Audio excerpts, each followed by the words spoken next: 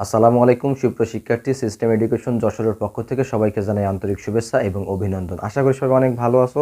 আজকে সপ্তম শ্রেণীর যে গণিত আছে, পাটিগণিত অধ্যায় 1.1 এর মূলদ সংখ্যা, অমূলদ সংখ্যা, বর্গমূল, বর্গের সংখ্যা এইগুলো সম্পর্কে আলোচনা করব।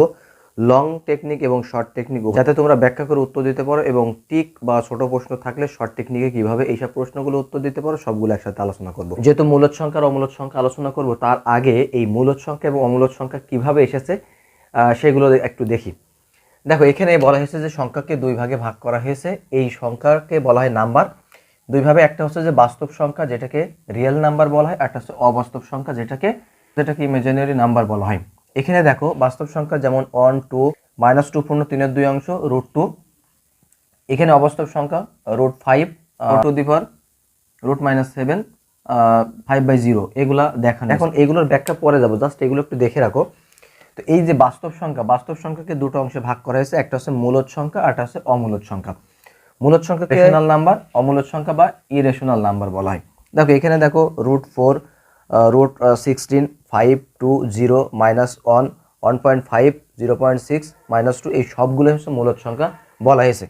আবার এখানে দেখো √2, √3, √5, √6, এগুলোকে অমূলদ সংখ্যা বলা হয়েছে। এখন কেন এগুলোকে মূলদ সংখ্যা আর এগুলো কেন অমূলদ সংখ্যা বলা হয়েছে সেটা আমরা পরবর্তীতে ব্যাখ্যায় যাচ্ছি। তারপর দেখো, এই যে অমূলদ সংখ্যাকে দুটো অংশে ভাগ করা হয়েছে। একটা হচ্ছে পূর্ণ সংখ্যা, যেটাকে ইন্টিজার বলা হয়, ভগ্নাংশের সংখ্যা, যেটাকে ফ্র্যাকশন নাম্বার বলা হয়।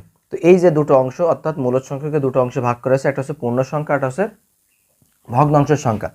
এই যে পূর্ণ সংখ্যার আবার তিনটে রূপ। একটা হচ্ছে যে আমরা ক্লাস 6-এ পড়েছি, ঋণাত্মক পূর্ণ সংখ্যা, শূন্য এবং ধনাত্মক পূর্ণ সংখ্যা, এই তিনটে অংশে ভাগ করা হয়। এবং ভগ্নাংশকেও তিনটে অংশে ভাগ করা হয়, সেটা হচ্ছে প্রকৃত ভগ্নাংশ, অপ্রকৃত ভগ্নাংশ এবং মিশ্র ভগ্নাংশ। তো এ পর্যায়ে এই যে বিষয়গুলো, এগুলো সংখ্যাকে বিভিন্ন খাতে ভাগ করা হয়েছে। তার ভিতরে এই যে ধনাত্মক সংখ্যাকে আবার তিনটে ভাগে ভাগ করা হয়েছে, 1 বা 1, মৌলিক সংখ্যা আর যৌগিক সংখ্যা। এই হচ্ছে মূলত সংখ্যাকে বিভিন্ন শ্রেণীতে ভাগ করা হয়েছে। এখন আমরা মূলদ সংখ্যা এবং অমূলদ সংখ্যা সম্পর্কে বিস্তারিত আলোচনা করব। এবার দেখো মূলদ সংখ্যা সম্পর্কে আলোচনা করি। প্রথম কথা হচ্ছে মূলদ সংখ্যা কাকে বলে। দেখো, মূলদ সংখ্যার সংখ্যা হচ্ছে রেশনাল নাম্বার, যেটাকে যে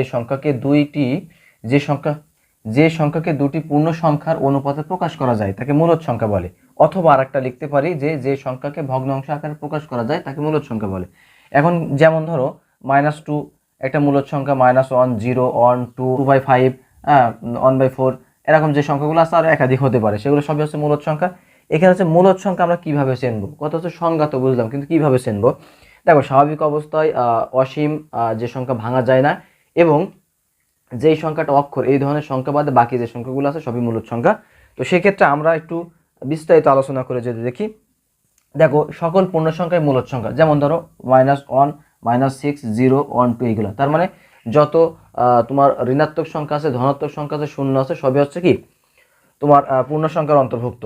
তারপর কি বলা হয়েছে, সকল সাধারণ ভগ্নাংশই মূলদ সংখ্যা। সাধারণ ভগ্নাংশ বলতে যেটা ভাগ করলে একটা মান পাওয়া যাবে। যেমন ধরো 6/2, এটাকে যদি ভাগ দিই, 2/6 ভাগ দিলে কত হচ্ছে, 3 দুগুণী 6 হচ্ছে। তো এইভাবে এরকমভাবে যে মানটা পাওয়া যাবে, সেটা এই ধরনের যে সাধারণ ভগ্নাংশ, এগুলো সবই হচ্ছে কি মূলদ সংখ্যা হবে। সকল পূর্ণবর্গ সংখ্যার বর্গমূল মূলদ সংখ্যা। সকল পূর্ণবর্গ সংখ্যার বর্গমূল কি হবে, মূলদ সংখ্যা হবে। 36 এর বর্গমূল কত, 6। 25 এর বর্গমূল কত, 5। এভাবে যত আছে 9, তারপর তোমার হচ্ছে যে 64, এরকম যত সংখ্যা আছে সবগুলোই মনে করো যে মূলদ সংখ্যা। তারপর কি বলেছে, কোন সংখ্যার ঘনমূল পূর্ণবর্গ হলে তা মূলদ সংখ্যা হবে। ঘনমূল বলতে কিরকম, এরকম যে ধরো 3√8, 3√8, এটা যদি করি তাহলে কি হবে, ধরো এই যে 3√8। তার মানে এখানে দেখো 3√8কে যদি ভাঙি 2^3, তার মানে 3 আর 3 কেটে গেলে শুধু 2 থাকে। তার মানে এটার মান 2 পারছো। আবার এই যে 27 আছে, তাই মনে করো যে 3√27। তাহলে এখানে 3 দিলাম, রুটকে ভাঙলে 3^3 হয়, এই 3 আর 3 কেটে দিলে আমার 3 হয়। তাহলে এটার মান হচ্ছে কি আমাদের কি একটা মূলদ সংখ্যা। দশমিকের পরে যদি অঙ্ক সংখ্যা নির্দিষ্ট হয়, তাহলে সেটা কি হবে, মূলদ সংখ্যা হবে। যেমন 1.5, 3.205। ভগ্নাংশ সংখ্যাকে ভাগ করলে ভাগশেষ কোনো না কোনো সময় শূন্য হবে, এবং এইভাবে দশমিকের সংখ্যা আকারে সমষ্টি ঘটবে, অর্থাৎ শেষ ঘটবে। তারপর দেখো, শূন্য, স্বাভাবিক সংখ্যা, প্রকৃত এবং অপ্রকৃত ভগ্নাংশ সকলেই মূলদ সংখ্যা। তার মানে শূন্য থাকলে, স্বাভাবিক সংখ্যা থাকলে, প্রকৃত ভগ্নাংশ থাকলে, অপ্রকৃত ভগ্নাংশ থাকলে, এগুলো সবই হচ্ছে মূলদ সংখ্যার অন্তর্ভুক্ত হবে। তারপর দেখো সকল পৌনঃপুনিক, পৌনঃপুনিক সংখ্যা মূলদ সংখ্যা হিসেবে পরিচিত হয়। পৌনঃপুনিক বলতে একই সংখ্যা বারবার আসবে। ধরে নাও 25-এর 3, এটা যদি আমরা যদি ভাগ দিই, দেখো 3 দিয়ে যদি 25-এর ভাগ দিই, 3 আটা কত 24 হচ্ছে, 3 আটা 24, এক এখানে অবশেষে থাকছে, একটা দশমিক নিলাম, দশমিক পর একটা শূন্য নিলাম, 3 3-কে 9 হচ্ছে। আবার দেখো 1 হচ্ছে, আবার এখানে 3 3-কে 9 হচ্ছে, আবার দেখো 1 থাকছে, একটা শূন্য নামালাম, আবার 3 3-কে 9 হচ্ছে। এভাবে যদি একই সংখ্যা যদি বারবার আসতে থাকে, সেক্ষেত্রে আমাদের এই সংখ্যাটা মান তখন 8.3 দিয়ে এর মাথায় একটা চিহ্ন দিলে, অর্থাৎ দশমিক চিহ্ন দিলে বা বিন্দু চিহ্ন দিলে সেটাকে পৌনঃপুনিক বলা হয়। তো এই পৌনঃপুনিক সংখ্যা হচ্ছে মূলদ সংখ্যার অন্তর্ভুক্ত। দেখো যে অমূলদ সংখ্যার সংখ্যাটা খেয়াল করো, যে সকল সংখ্যার দুইটি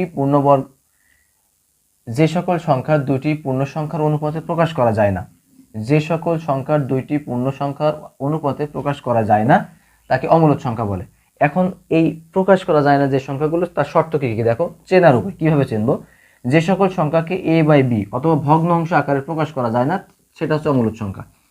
আবার পূর্ণবর্গ নয় এমন যে কোনো স্বাভাবিক সংখ্যার বর্গমূল অমূলদ সংখ্যা হবে। পূর্ণবর্গ নয় যেমন √2 কে কখনোই পূর্ণবর্গ আকারে প্রকাশ করা যায় না, কারণ এটাকে যখন ভাঙা হয় তখন দশমিক সংখ্যা আকারে চলে আসে এবং দশমিকটা অসীম আকারে থাকে।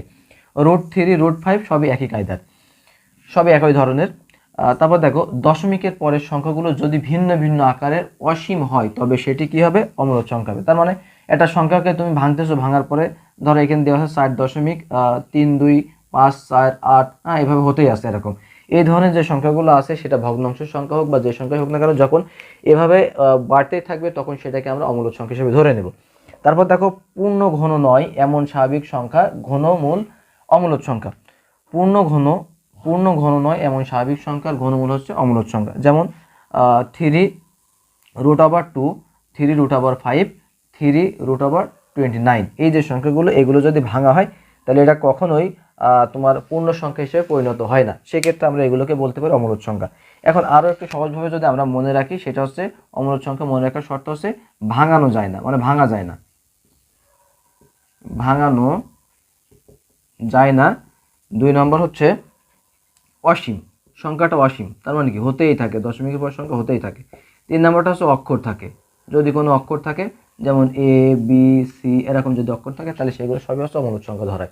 তো এই হচ্ছে ক্লাস 7-এর যে মূলদ এবং অমূলদ সংখ্যার যে বিষয়গুলো আছে স্বাভাবিক নিয়মে, এই হচ্ছে সংখ্যার আলোকপাত। আমরা এর পরবর্তী যে ক্লাসগুলো আছে অনুশীলনী ভিত্তিক যে প্রশ্নগুলো আছে সেগুলো সমাধান করব। তো আশা করা যায় তোমরা এই ক্লাসটা বুঝতে পেরেছো। সবাই ভালো থেকো, সুস্থ থেকো, আল্লাহ হাফেজ।